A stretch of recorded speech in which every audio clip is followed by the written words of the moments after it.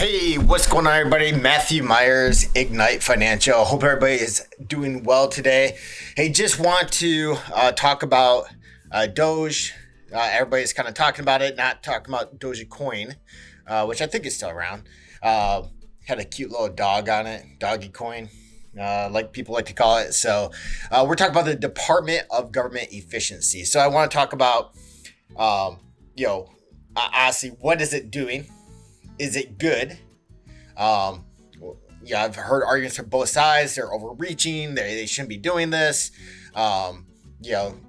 These cuts are bad. Let's talk realistically about what it's doing for, primarily talk to Americans out there, Americans and their pocketbook, what it could potentially do for them. And honestly, what it's going to do for the economy, right? Because, that's the big thing. So when we talk about the size of the U.S. economy, it's one thing, but we talk about the size of the government. Something I want to put in perspective over the last 50 years or so is that we've seen a population growth of approximately 68% in the U.S.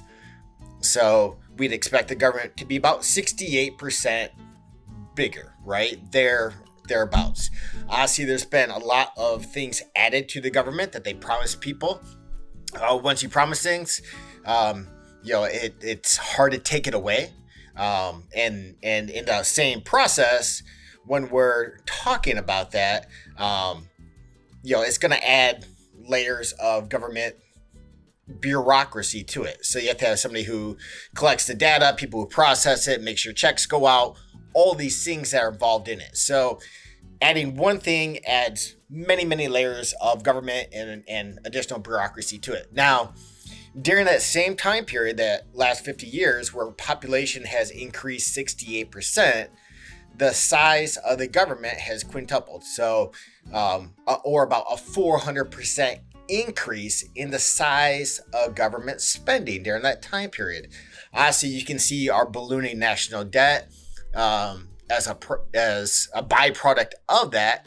But something people also don't think about is that the consolidation of power in the federal level was never the intention of the United States. The federal government's original intent was to protect our country from foreign invaders or enemies within, provide for big infrastructure projects. Think of the highway system that was done. Big things that states and individual companies couldn't do. And really, that was the basic gist of how the government is set up. The states were supposed to take care of everything else, right? From education to, food stamps and all these things. It's supposed to be state directed with just kind of the federal government there to kind of have all of us have a big, strong backing for big projects and again, defense. Somehow it's become this thing where everybody's turning to the federal government, for just about everything at this point in time. It feels like the government wants to have control and say over everything. So having all that power in the federal government was never the intention, and it's not necessarily a good thing. And it's very expensive, and typically it's going to be very inefficient as well. So along comes Trump and Elon Musk, and again, we're not trying to make this political. I'm just going to talk about what's currently going on. Both this administration, past administrations, and then feel free to leave any comments, like or dislike below. I'm okay with either one. I think it's important to have these uncomfortable conversations. So when we talk about Department of Government Efficiency going out, what have they found so far? So, they found, a lot of contracts, that just didn't make sense, right? Honestly, they talk about, in the news, how Politico, they were paying $584,000 or something of that nature. Don't quote me on, but it's north of $500,000 just for some subscriptions for like 10 people, right? So honestly, it seems like, is that really a subscription, or is that political influence when it comes to news coverage? And so they found this in several different occasions where there's subscriptions for like 2 or 3 people, and all of a sudden, hundreds of thousands or millions of dollars was being spent on this. So obviously, they're uncovering some some things like this, right? And there's other things that aren't as egregious. Those make for great headlines because they were obviously probably more for political influence than subscriptions, right? Honestly, I can't say, they won't say, we all know, but we can't prove type of situation what exactly it was for. Other ones, there's leases to offices that have never been used, that had maybe the office, they moved out years and years ago, and the lease was supposed to end, but they're still making payments. There's information today where, several millions on people on Social Security are over 140 years old. Honestly, that's not correct, right? And for so long, the systems and processes in the federal government are very archaic for tracking this. So when something statistically is out of average, like somebody being 140 years old, which has that ever happened? I don't think so, yet alone several million people in the US, over 140-year-old, still getting Social Security payments, right? That should be a red flag. So the process is, obviously finding this, but then installing and implementing systems to prevent this from going forward. So obviously, if Miss Cooper down the street lives to be 110, and statistically she wouldn't live past 95, it's an anomaly, right? But it could at least have the Social Security Administration looking into whether or not that's actually true and correct, and she should be receiving these payments instead of just mindlessly sending out these checks month after month after month. They talk about how the system is going to go bankrupt in a few years, which we can have another video about that, how it wouldn't completely go away.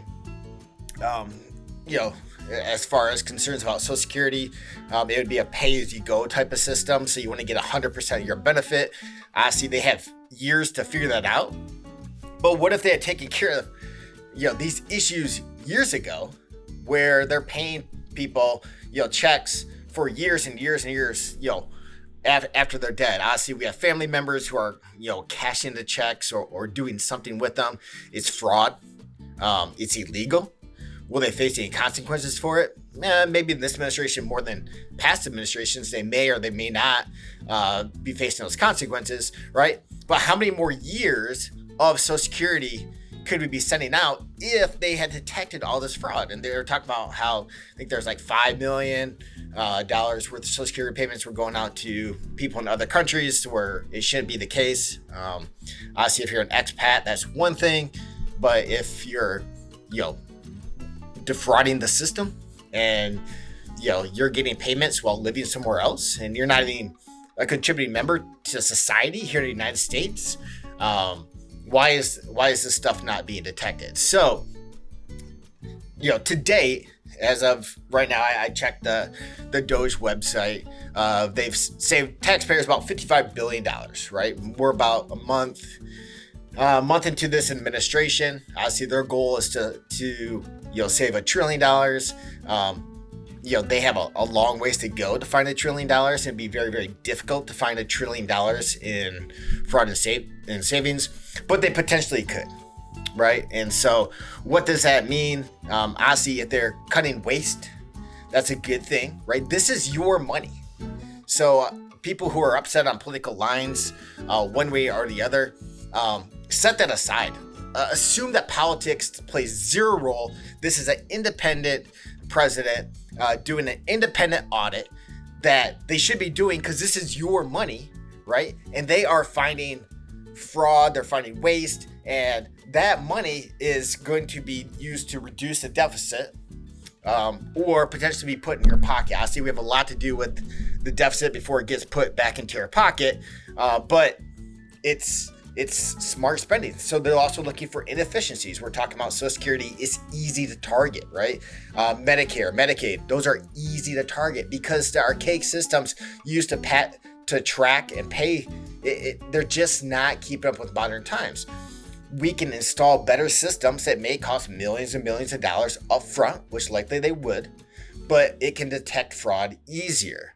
And then by having these systems implemented, we're spending money wiser going forward. It lasts longer. These systems aren't on the verge of bankruptcy because we're not paying out, tens, hundreds of millions of dollars every single year to, other people who died, or Medicaid, Medicare, doctors who are, billing, needlessly, or, seeing so many patients a day, it doesn't even make sense. All right. I mean, these systems would detect that. So again, this is your money. We want it to do better. Ultimately, efficiency is going to help out businesses, individual businesses, by reducing the burden that they have to pay for their taxes. And so this money is going to be put into the economy. So instead of having, we'll just say they find $500 billion a year, right, in savings or in fraud or cut waste. That is a massive amount of money that can be put to actually good use inside the system instead of people gaming the system. And so, ultimately, this will be a good thing. It'll be good for our national deficit. We won't have as much of a deficit. We won't be paying as much interest. We'll be more in line with traditional debt spending instead of way out of alignment. Again, 68% population growth, 400% government growth. That is certainly not a strategy for success as the government keeps getting bigger and bigger and outpaces population. It just shouldn't happen. So what are we going to do? They're looking for unnecessary programs, redundant agencies. Obviously, they talk about USAID, how that's being eliminated. Department of Education, they've talked about that. With Department of Education, it is something that they're not cutting the amount of funding that's going towards education, but they're putting it back to the state level where it was initially, instead of having just federal bureaucrats telling you what to do with your education and what to do with students and how to treat students. They're giving it back, the power back to the state, where how you teach somebody in Florida might be different than how you teach somebody in Oregon. There's different demographics, in each area. People learn differently. It could really empower the states to get more in line instead of this traditional, sit down for 8 hours, listen to somebody lecture. Kids nowadays, I mean, that they're interactive. They want to be on the computer or tablet, learning, learning at their own speed. If they want to accelerate and learn something else, right, they shouldn't have to wait for the next page, but they should be able to jump and say, this is fantastic. I want to learn more and more of this, not just wait for that one person or for the teacher to move forward. So will it change? I think by getting rid of the Department of Education, it would change a lot of things. Ultimately, I think it would be positive. Honestly, it's not fun if you work for the Department of Education and you just lost your job. I do feel bad for you, but there's going to be opportunities on state levels where that, your expertise could be used and is going to will need to be used as well. So they're looking at overpriced government contracts, wasteful projects, right? The $640 toilets. I talked about $7,600 coffee makers. I mentioned earlier the empty office spaces. They've broken a bunch of leases already. They have found hundreds of millions of dollars in, empty buildings being leased out still, building that cost maintenance. They're not being used. Some have been empty for years and years, right? They're better just bulldozed over instead of somebody going there all the time. Or they could be contracted out or to private business instead of, sitting idle and not producing any money. Luxury travel, first class flights. We all love to fly first class. Probably not the best to do it on taxpayer dollar, right? If I want to go down to Phoenix from Seattle, where I'm at, it probably cost me maybe $250, $300. Pretty reasonable. If I want to fly first class, it costs $1,200. If I want to do it, I can do it. But if I'm on taxpayer dollar, should I do it? Right? Certainly something that they're looking at, because again, that's your money, right? It's not their money.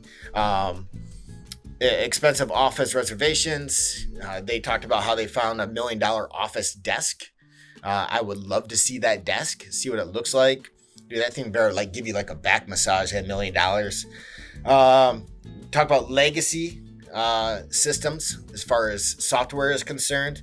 There's insufficient tech, cybersecurity threats. I know they have a vast cybersecurity team that works for the federal government. Well, what if we update all of our systems? Obviously, we'll still need a very big cybersecurity team in the U.S. government, simply because we're going to be a target of a lot of different countries. But if we upgrade our systems, so they're more efficient, they detect fraud, and they can probably keep our systems more secure, other than having specialists who are dealing with this outdated system that's built 30, 40 years ago. It simply doesn't make sense. Failed IT projects. There are several examples of. There's one. I think they process pensions like in the minefield in an old mine in Pennsylvania. They're talking about it. Everything is done by hand, and they spent $120 million building out a computer system to take care of this. But it, for whatever reason, it didn't work. It didn't get implemented, and instead they're literally processing all these pensions like in a mine in Pennsylvania, and the workers take like an elevator to get to work, and if the elevator doesn't work, the 700 workers who work there can't work, and the most they can process in 1 month is like 10,000 people retiring and stuff, and it takes weeks and weeks to process one person. So if you want to know if you're a pension worker, I'd have to read up more about who exactly it's impacting, but when you file for your pension and it's taking weeks to get done, maybe it's because it's sitting in a mine in Pennsylvania. That is just such a waste, right? Such a waste. They could have outsourced that to another company that specializes in pensions, and they could process all those probably in one day, what it's taken them all month and 700 and some odd people to do. So a lot of things going on. Talk about unemployment benefits, welfare, Medicare, Social Security, pensions of deceased individuals still going out.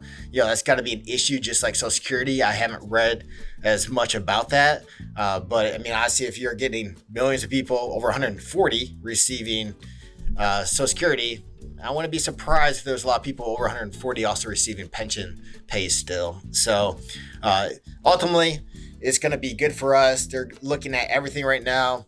Military, IRS, nothing is off limits, right? So just like a business that's been around for 30, 40, 50, 100 years has to go through this process themselves. They have to say, okay, are we modernized for today? Can we be efficient? Can we do things in a better way in order for us to be competitive? Right now, I'd say the U.S. has not been competitive for 30 or 40 years when it comes to how our federal government has run. There's too many programs. The size has gotten too big, and many of these programs need to be run by state or local governments, and the federal government doesn't have any business actually running these. So kind of get back to how the government was supposed to be set up in the first place. But if we get beyond that, so let's say that Department of Government Efficiency, which has found $55 billion in savings so far, finds $500 billion, right? And then, another thing that Trump has talked about is the cutback on the amount of regulation. I work in the financial industry. I can tell you the regulation that we've had over the last few years has been terrible. I know that on a personal level, our office doesn't face as much as these big firms, but we have to spend more and more hours every single year meeting these regulations. A lot of them are just redundant, right? Redundant. It's the same thing, but they call it a different name, a different agency. They all want the same thing, or they want this set of paperwork that's the exact same as this set of paperwork, almost to the T. But they want it. They want their own. And so just to give you an idea of how much red tape has happened in this country, and if we could free up some of that, what it would do for our economy. So this is based on the aggregated collection of self-reported estimates. This was before Trump got into office. Recorded an aggregated collection of self-reported estimates from federal agency The cumulative total of regulatory costs under the Biden administration added up to more than $1.8 trillion, far exceeding any preceding administration on record. This is from the American Action Forum. What's more, the regulatory watchdog found that added 356 million new hours of paperwork to Wall Street and Main Street. So he cemented his reputation as a regulator in chief when his team blew past his 2021 record by adding regulations worth about $1.3 trillion. So if we just start cutting back some of those regulations, now are regulations good? Yes. Obviously, I work in a very ethical way. I think of my clients first. I know ultimately my goal, right? And I take a lot of honor in the fact that my clients trust me to make sure that their money lasts to and through retirement. They trust me to do that and to tell them when they've been spending too much and if their investments aren't earning enough, or if they have, so much money they could really start spending or giving it away. I see that's my goal. I know there's bad actors in every single field out there. Every single field has bad actors, right? And we have to protect consumers from these bad actors. But there becomes a point where you just choke out industries altogether by adding on so much regulation. So we talked about the Biden administration adding $1.8 trillion of regulation. Let's say that we cut back half that regulation, all the redundant stuff that I talk about that I have to do for all these different agencies who want the exact same thing. Well, either we can consolidate the agencies because obviously they're all asking for the same thing, or we can reduce who's getting this redundant paperwork, knowing that the right thing is being done. If we cut back half of that, right, that's $900 billion that's going back into the economy in a productive manner, because regulation and doing all that stuff is not productive in any way, shape, or form. It's not adding value to society. It's not allowing us to plump money into R&D, into marketing, into sales, into hiring people and providing the great benefits, right? Government over-regulation in this case is just starting to strangle certain industries. So if we take that 1.8 trillion, cut out half of that regulation, that's $900 billion that's going back into the economy. You couple that with the half $1 trillion that DOGE says, right? We're being, foresight on this, right? Hopefully it can find $1 trillion in savings, but say they find half $1 trillion. That itself is $1.4 trillion that's going back into the economy. This is money that you as a consumer, you're paying for it one way or the other.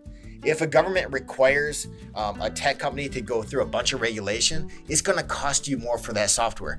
If they're requiring financial service firms to do all this additional paperwork and additional regulation, you are paying for it through higher fees, higher expenses. It's hidden in fund fees, whatever the case is. You start to peel some of that back, right? All of a sudden the conversation changes. We're able to lower costs, provide a better return for our clients, open up the economy, and do all sorts of good things. So, am I a fan of what DOGE does? Absolutely. Am I a fan of big government? No. I mean, honestly, you can tell from this that I'm not a fan of big government. Do I feel bad for people who are potentially losing their jobs because of what's happening? Sure. But this is, again, no different than a company that's going through changes. I got laid off from a company that was going through changes at one point in time. It happens. It doesn't mean I was a bad employee. I always got great reviews. But it just means that they had to go through a shift from where they were to a different direction. And when you do that, things are going to take place. Now, I land on my feet. I found another position, eventually started my own company, and things work out. It's going to be short-term pain for long-term gain. And ultimately, if we can reduce the size of government, make it more efficient, it's going to provide an economic boom for the economy. I'm Matthew Myers. Leave your comments below. Have a great day.